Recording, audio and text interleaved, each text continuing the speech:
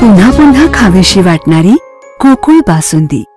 सहाय्यक फौजदार अजित देसाई, अंमलदार पंकज बारड आणि कृष्णा यादव इस्पुर्ली पोलीस ठाण्याकडे कार्यरत असलेल्या या तिघांचे कारनामे जिल्हा पोलीस अधीक्षक योगेश कुमार गुप्ता यांच्यापर्यंत पोहोचले।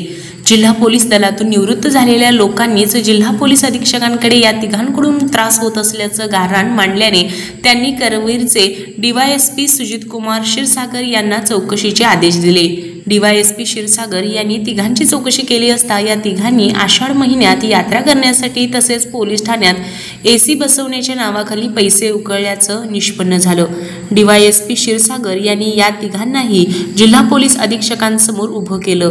जिल्हा पोलीस अधीक्षकांनी या तिघांवर निलंबनाची कार्यवाही केली।